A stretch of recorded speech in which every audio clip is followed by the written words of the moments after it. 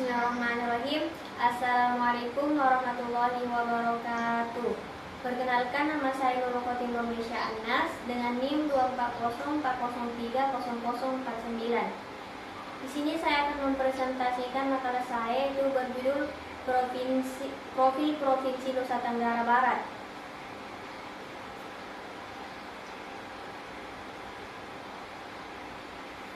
Nusa Tenggara Barat adalah sebuah wilayah provinsi di Indonesia yang terletak di bagian tengah Pulau Nusa Tenggara.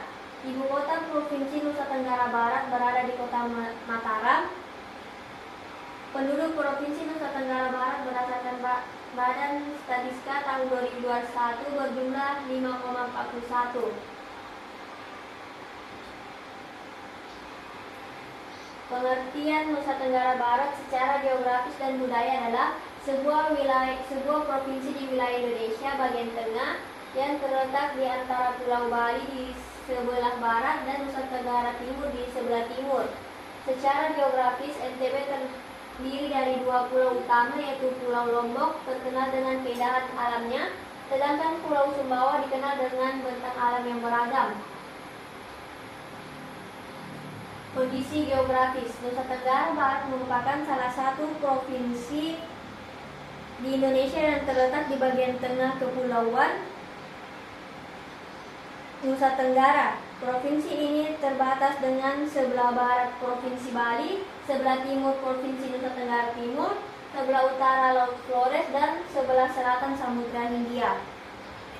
Secara astronomis, NTB berada di antara 8 derajat 10 sampai 9 derajat 05. Bintang selatan adalah 116 derajat sampai 119 bujur timur.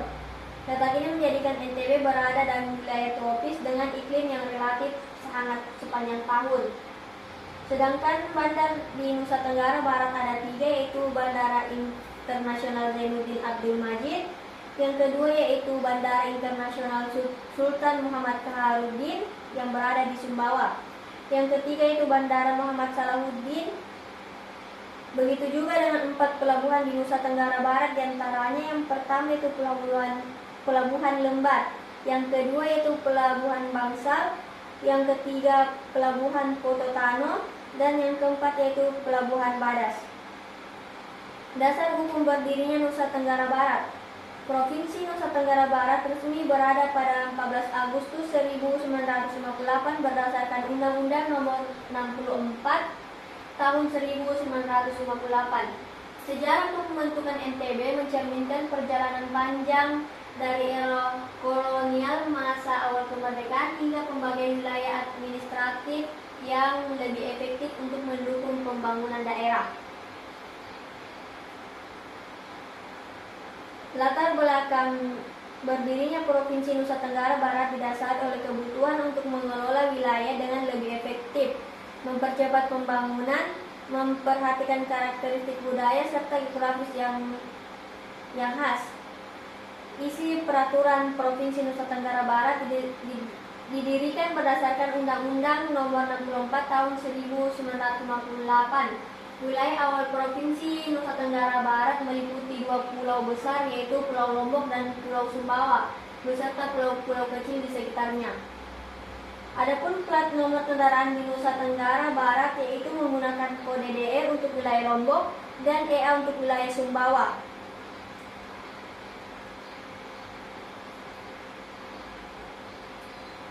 Adapun pahlawannya yaitu yang pertama Tuanku Imam Bonjol, yang kedua Raden Ajeng Kartini, yang ketiga yaitu Sultan Muhammad Kaharudin, dan yang keempat yaitu Haji Lalu Muhammad Zainuddin.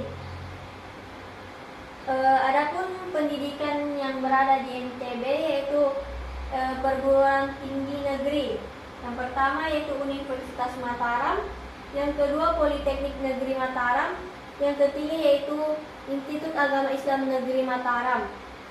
Adapun perguruan tinggi swasta yaitu Universitas Muhammadiyah Mataram, Universitas Nahdlatul Wathon,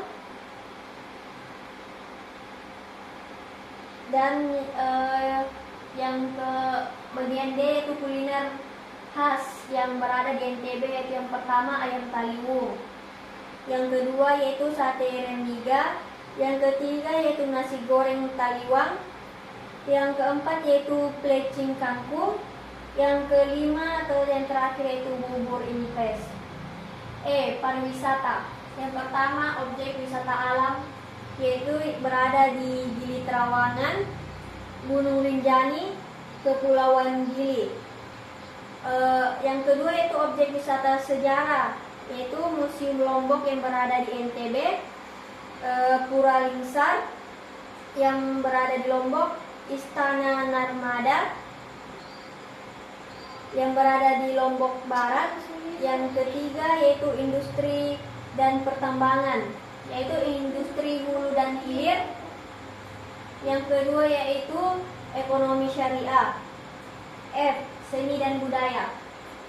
Yang pertama tari tradisional, yaitu yang pertama tari perang. Yang kedua tari topeng.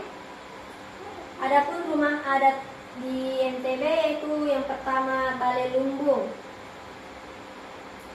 Yang ketiga, senjata tradisionalnya terdiri dari keris, yaitu senjata tradisional yang berasal dari Indonesia, terutama Jawa, Bali, dan Sumatera. Yang keempat, lagu daerahnya, yaitu ayam taliwang dan suku Sasak. Yang kelima yaitu suku. Mayoritas penduduk Nusa Tenggara Barat adalah suku Sasak karena wilayah tersebut merupakan pusat kebudayaan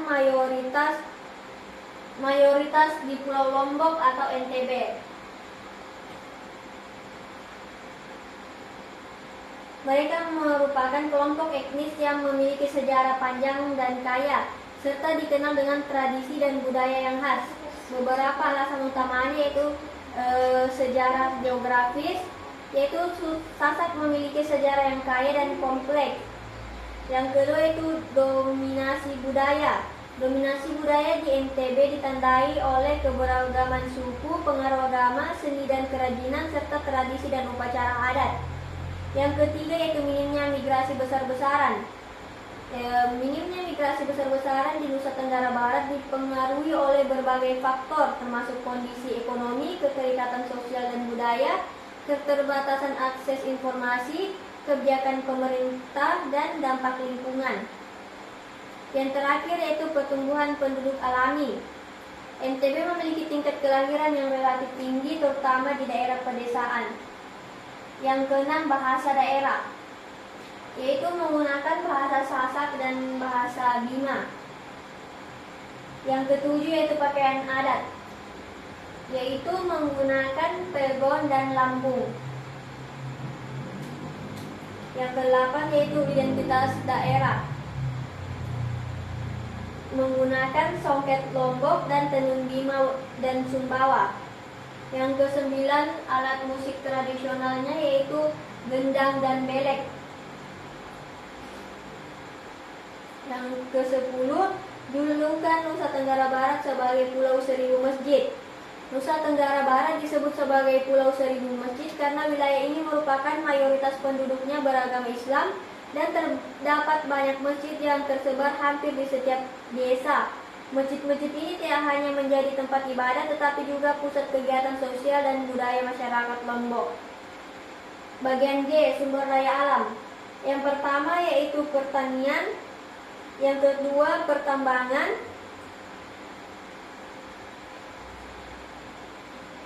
I, karakter budaya yang bisa dijadikan teladan. Karakter budaya Nusa Tenggara Barat menyimpan banyak sekali nilai-nilai luhur yang bisa dijadikan sebagai pedoman dalam menjalani kehidupan sehari-hari. Salah satu contohnya adalah gotong royong. Tradisi ini menjadi ciri khas masyarakat Nusa Tenggara Barat sejak dulu, di mana semangat kerjasama begitu kental terasa.